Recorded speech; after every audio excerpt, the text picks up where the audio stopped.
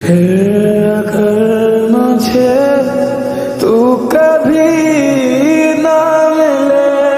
জীবন থেকে 2টা বছর নষ্ট করে দিচ্ছেন।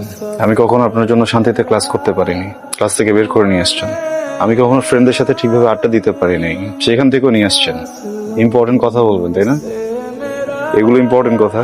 একটা ছেলেকে 2টা বছর অপেক্ষা করানোর পরে তার হাতে বিয়ের কার্ডটা ধরায় দিচ্ছেন, এটা ইম্পর্টেন্ট কথা?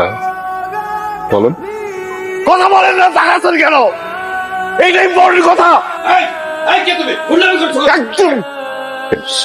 সরি আঙ্কেল, আমি এখানে কোনো সিন ক্রিয়েট করতে আসিনি।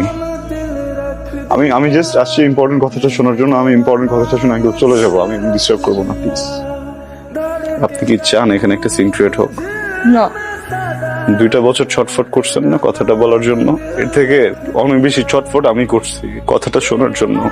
আজকে একটু বলেন প্লিজ, শুনে এখান থেকে চলে যাবো। আমি কোনো সিন ক্রিয়েট করবো না। এদিকে তাকান।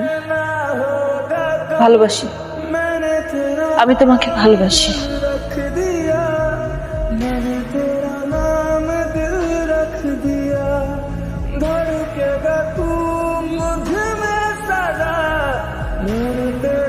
ইম্পর্টেন্ট কথা শুনলা তো না? যেটা শুনতে আসছিল ইম্পর্টেন্ট কথা শুনলা, বুঝলা, এখন চলে যেতেছো। কি কথা বলো না কেন?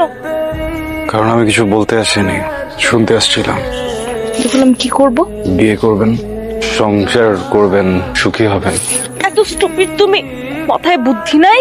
হ্যাঁ, কিছু বুঝো না? এতগুলা মানুষের সামনে আমার ফ্যামিলি, বরপক্ষের লোকজন সবাই শুনছে আমি কি বলছি, সবাই শুনছে। তারপর আমার বিয়ে হবে তোমার মনে হয়? আদৌ বিয়ে হবে? সরি, ভালো থাকবেন। ওকে, ফাইন। मैंने तेरा नाम दिल रख दिया।